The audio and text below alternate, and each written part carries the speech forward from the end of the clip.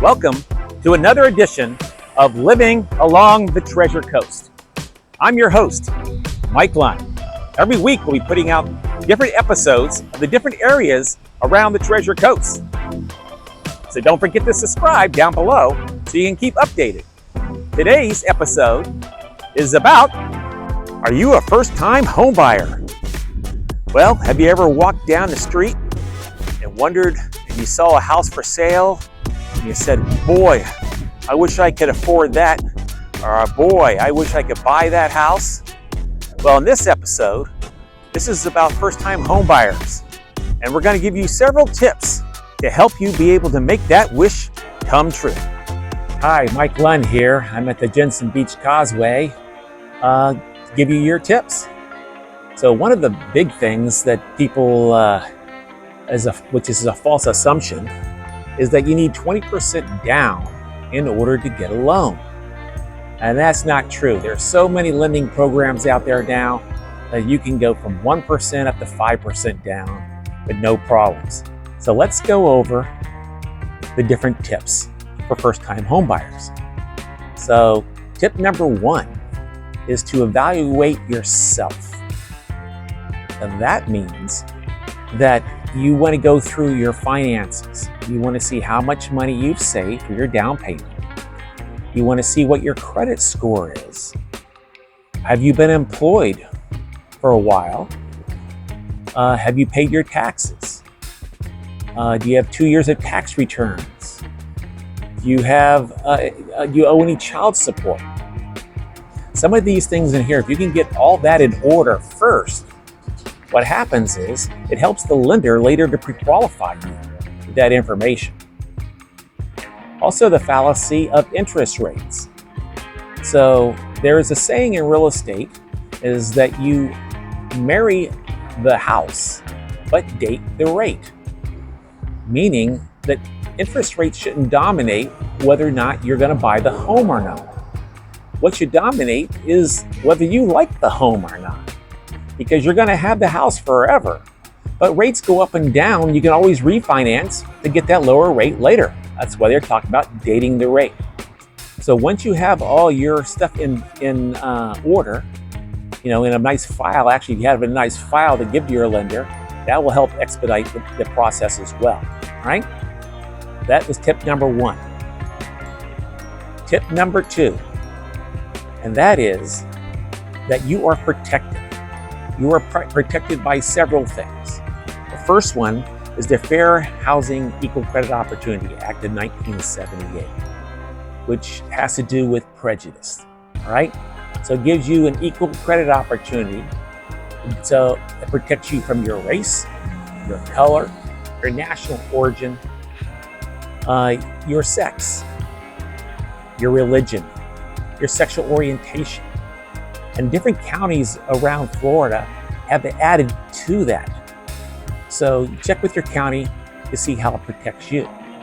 The second thing is what they call is RESPA, which is the Real Estate Settlement Procedures Act.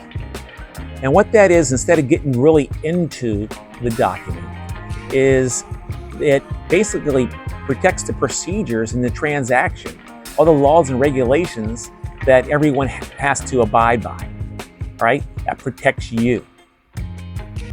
Tip number three. Now, tip number three can go different directions. Everyone has a different philosophy on how tip number three should go. Some people look at getting a real estate agent or realtor to represent them right off the bat. So, or the other thing is to get your loan officer right off the bat to get pre-qualified. So I myself look at getting a realtor to help you with your loan officer, because most of the time the realtors already have established communication and contacts and with different lenders to be able to guide you in that direction. However, if you do already have a lender and you're already working with them, then that's great. The next thing is getting that pre-qualification or pre-approval letter. Now, the best thing you can go with is the bolt approval, which is almost like an approved loan. Some lenders know about it, some lenders don't. So that's why it's always good to shop your lenders to make sure that you can get the best lender that will be able to handle your needs as well. Not only that, but the lender will look at what type of loan they need to put you in, depending on how much money you have for the down payment. All right? Like I mentioned, there's 1%, 2% for like rent-to-own programs. 3.5% is FHA. If you're qualified on a VA loan, it could be 0 down. And then you have your conventional loan, which can go to 3 to 5%, depending on the lender. So I'm not in lending, I'm in sales right now. I used to be in lending, so I know a little bit about it, but I'm not going to get involved with that. We'll have another episode later with an actual lender to explain the different programs. But those are things to shop for. Now, if you have your 20% down, you just go straight to conventional. Tip number 4. Tip number 4 is about then reaching out to your realtor. If you've already established that connection in the very beginning, then you can be able to reconnect with them and saying you've been pre-approved. At that stage, then you start looking for homes. Now, there's different ways you can do that. One is you can go online and look with different online companies for homes, or if you do have an established connection with a realtor already, they will provide you with an MLS access to be able to look on the MLS or their own website to be able to find homes. One of the reasons why it's good to go and get a pre-approval right off the bat and work with a lender is because then you'll know what you're qualified for. You don't want to go online and start looking at homes like 450 if you're only qualified for 350. Therefore, with the lender telling you you're qualified for 350, now you can look at the 350 homes and not be upset that you aren't, or disappointed that you're not getting the home in the 450 range. So many agents take their people out and look at homes that are outside their approval zone. And see, that's one of the things that I'm against. That's why I am always going for you to find out what you're actually approved for, and then we can shop for homes in that range. And that way, when you look at the homes that you're looking at, those are actually homes that you're going to be able to afford and buy. The best way to do it is not look for one home, but look for several homes. Because remember, you're looking online. And then with those several homes, whether it's 3, 4, or whatever, then you get with your realtor to set up appointments so you can view them. A lot of times we'll do caravans. We'll take you from home to home to home to home so you can compare all of them in one afternoon. And that way, as walking through with them, you can ask questions, you can look at what each home entails to see if the pictures didn't depict it in a different meaning or different way. Also in that search, you'll narrow down on what you want. Do you want a 3-2, a 4-2, a 2-2? What I'm talking about is the bedroom to bathroom combination. Do you want a condominium? Do you want a townhouse? Do you want an actual single family home? Do you want a multifamily like a duplex or a triplex? These are decisions you'll have to make. You want a fixer-upper to be able to fix it up and flip it. All these different things. But a lot of the programs, if you are a first-time home buyer, it has to be your primary residence. So tip number 5, you've found those 4 homes. All right, you reach out to your realtor, schedule the appointment. Now, there's different ways you can do that. Let's say you're not even in the same state. Maybe you're in a different state than Florida, and you want to be able to still view the home.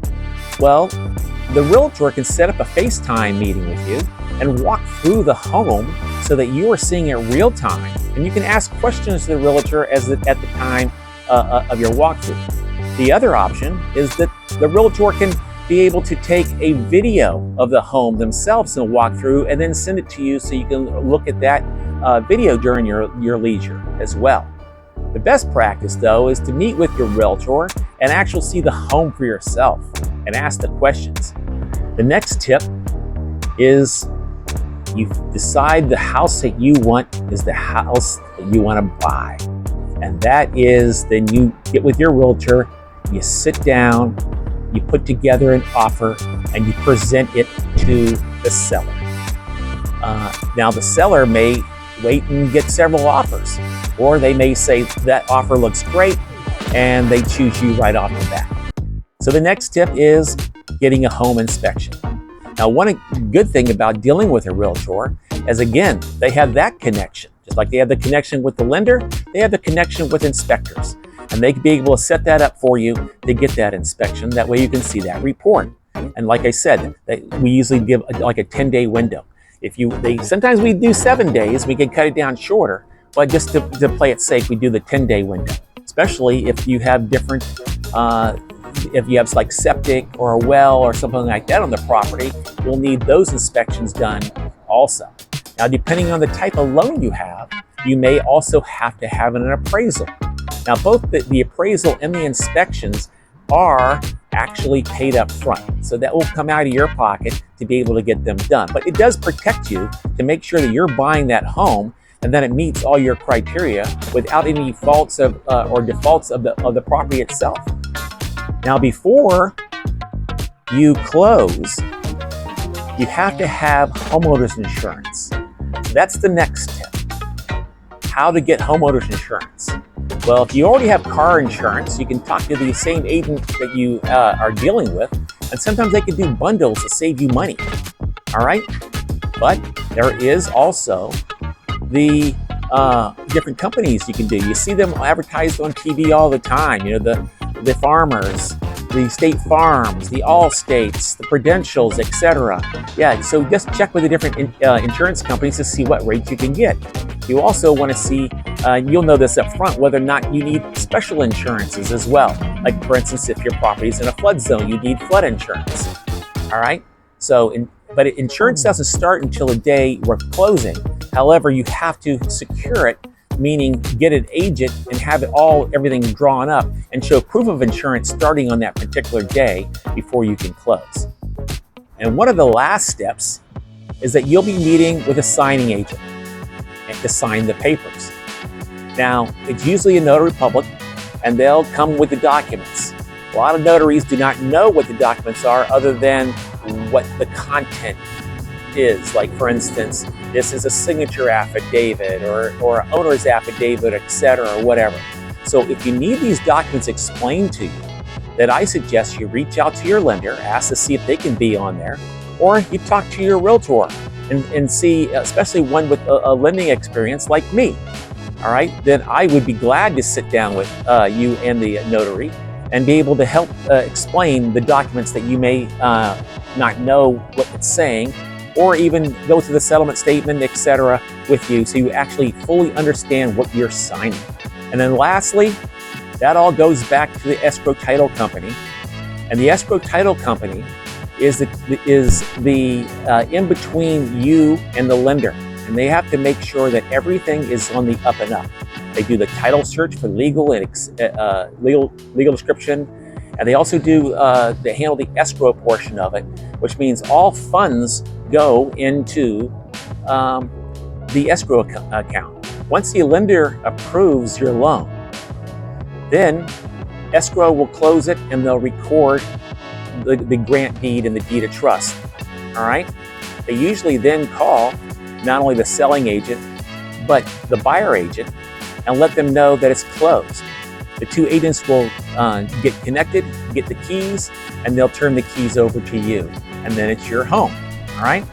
So then you'd be congratulated and so forth of owning your first home. So I will go over in some future episodes the breakdowns of what impounds are, etc. on there, along with having lenders and insurance companies and inspectors all talk. Hopefully I can get them all on here and interview them as well, so you'll get a full recognition of all the different parties involved in your transaction. But those are a few tips. So if you follow those tips and get all prepared, the most likely then you'll be able to be in your first home. Well, that wraps up this week's episode. So don't forget to comment below or subscribe that we can get updated information. So we'll see you next time on Living Along the Treasure Coast.